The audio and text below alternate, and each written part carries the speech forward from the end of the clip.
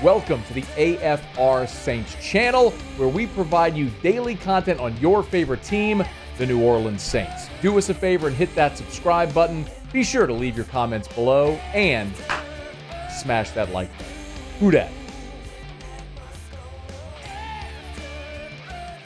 Saints are back on the practice field for OTAs on Wednesday. Great to see him out there. Great to see sort of the new look Saints and a lot of the new Saints out there. Of course, Derek Carr has been out there the past couple days, as has Foster Moreau, who we all know the story at this point, and it's just incredible to see Foster out there, but also out there with Derek Carr, which is so important. One of the things that we're probably most interested in is considering the very real health situation, although the prognosis is excellent, could this cost Foster Moreau any time during the season? He was asked that question very directly earlier today. Is there any concern from you that you can physically get through an entire season? Not an ounce. No, I'll be just fine. That's you can't be any more declarative than that, which is awesome to hear. And at some point, I think I'm going to stop giving the qualifier that, of course, we all know the most important thing is Foster's health and him beating cancer and all of that. But we're obviously looking at this through, and that is of the utmost importance. But we're all, of course, looking at this through a football prism as well, and we understand how much this offense values the tight end and how thin they are at that position, and why it's so important for Foster to be there on the field from a football standpoint.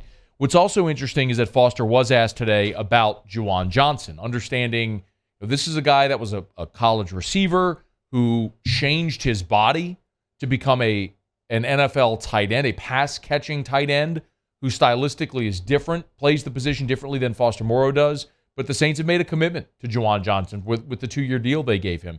Here was Foster talking about Juwan Johnson. I can't speak too much for Juwan. I can speak a little bit on him. I think he's an exceptional leader, first and foremost. I think he takes it extremely serious, especially in this offseason training program. He knows this is the time to get better, and I look forward to him being an invaluable resource for me and my development. I think he's a really good player. And so much about culture, and you can hear it whenever you hear Foster Moreau talk, right? It's true about Juwan Johnson. This may be a little bit silly for some of you, but if you follow Juwan on social media, he and his wife, Juwan's been on the show before, Juwan and his wife have a joint TikTok account, and they are TikTok influencers. They have a massive following on TikTok, and the love they have as a family is very evident, and they've also chronicled their journey through their fertility challenges, quite honestly, and ultimately now Juwan's wife is pregnant, and they're expecting the birth of their first child, and they were very. They shared their emotional reaction on social media whenever they learned that Juwan had gotten the contract from the Saints, was going to be able to stay in New Orleans. My point is, we talk a lot about Saints culture here and how much they value that. We've talked about it for a long time, and that's just evidence, again, when Foster's just now joining this organization, is already seeing how apparent that is with some of the guys that are already here, and a guy at the same position that he's trying to learn from and develop in their roles. One guy who we know Foster, of course, knows a lot about is Derek Carr, and he championed bringing Foster to New Orleans, obviously. Foster was asked about having Derek Carr in New Orleans and how that helps with the transition. The cadence was certainly a lot easier. There was some times today where I definitely struggled to get off the ball as fast as I wanted to. Not too many of those times really happened with Derek, just because I know when he's snapping the ball. And other than that, it's fun. Routes on air. I'm going to run a basic cross, and just hearing that familiar face, like, hey, I got Foff. Like, that's pretty fun. That part of the transition is something I don't think we should minimize. And by the way, just by extension, I think that also affects a guy like Bryan Edwards. Right? Bryan Edwards had been with Carr in Las Vegas with the Raiders as a receiver we talked about, who was at South Carolina, set all the receiving records in South Carolina football history, and has been in with the Raiders with Carr. So it's another guy that has a lot of familiarity, timing. Like, that should work to their benefit here early. But remember, it wasn't just Foster saying it. Derek Carr, when he met with reporters on Tuesday, was asked about working with Foster again. It was amazing. There was no learning curve on how to throw him a football.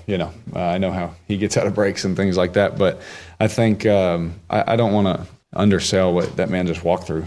That's pretty scary news and a pretty scary thing to go through, and for him to be out there already, I'm not getting into his business, but it's pretty miraculous. I know he's thankful. We were praying for him. He called us, pretty early when he found out, and he's asked my wife and I to pray for him, and obviously we do because we're family. And I'm just happy that he's out there and doing something that he loves to do. Yep. And the fact that we get to play together is pretty cool too. The beginning part of that cut where he says, "I know how to throw him a football," how he gets out of breaks, timing, like all that should help the transition. One more though from Foster on working with Derek Carr. Derek is he's always kept a level head, and he's always been very respectful of the people that he's played with and the people that he's played under. Always has done it the right way, and has taken every opportunity to make sure that he leaves everything out on the field. He's a world-class teammate and an unbelievable human being, certainly. I think at some point, all of the conversation is going to transition more and more away from Foster and the cancer diagnosis and everything therein, and be focused on football. Like, it's just the cancer diagnosis won't be as much a central part of the conversation. For obvious reasons, it is now because it's still new. And today was the first time the Saints reporters really had a chance to talk to Foster, and certainly at OTAs and seeing him on the field. But as we move through OTAs and then minicamp and then training camp and then preseason, it's going to be about football. And it's going to be that. But in the meantime, it's obviously still worth and very relevant to covering everything that he's been through. But the great thing as far as that transition is position of need, and the familiarity already with Foster and Derek Carr is tremendous. Hey, thanks so much for watching. Please leave your comments. I love to interact, and be sure to hit the red subscribe button below.